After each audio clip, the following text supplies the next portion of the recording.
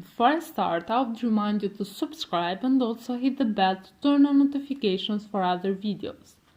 Okay, let's get started now. Sometime in 2006, I had the same dream twice in 1 week. I was getting horrified. I was at one of the music shows I went to frequently, but it wasn't in Mankato, the college town I lived in, nor in Minneapolis, where I frequently commuted to them. I didn't know what city it was, but it felt uncomfortable. The first band started playing. Weird, dissonant music like demonic. I got more uncomfortable and ran to the bathroom. The bathroom looked like a bathroom in walls and tiling, but there was no sinks, urinals or toilets. It was basically empty, like a bathroom being built without the things used in a bathroom being installed yet. I panicked. Then a man grabbed my shoulder. I turned around and it was a strange old man who then said he had been looking for me, and I woke up. I had the dream once and just wrote it off as a strange nightmare, but then it happened again just a few days later. I thought about scheduling an appointment with a campus psychologist to see if anything was up with me, but didn't have the time now.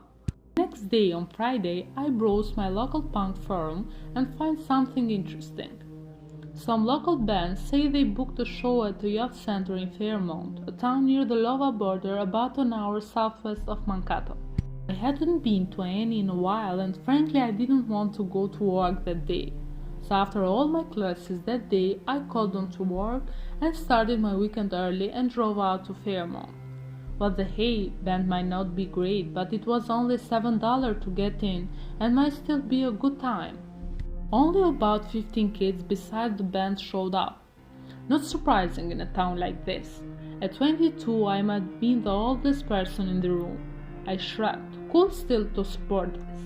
But I was unnerved a bit. Something about the room was familiar, even though I had never been to this town before. I had to go to the bathroom. I went inside and found the sinks missing with the holes in the wall and an out of order sign of the stall door for the toilet. I walked outside. A guy standing outside noticed me. Hey, sorry, the bathroom is totally broken now. It hasn't been fixed because this place doesn't get used much. You can go to the one at the gas station next door. I sighed and went there, used the bathroom, and brought a Sprite and a candy bar. I headed back to the venue. The first band began. I was expecting pop-punk or the type of melodic metalcore that was all the rage then. It wasn't.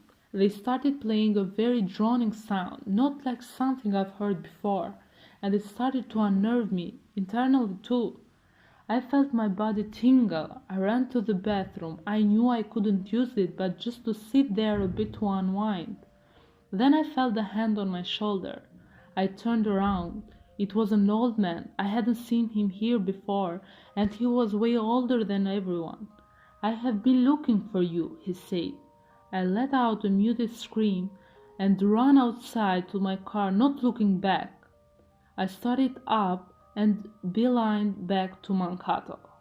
That night, I locked myself in my apartment, too afraid to leave. I didn't until late Saturday night. Since then, I largely forget about the incident. It fell to the back of my mind. I moved on, graduated college, moved to Minneapolis, have been to hundreds of shows since then, and haven't set foot in Fairmont since. But today I'm scared. About a month ago I had the same dream, and I did again last night.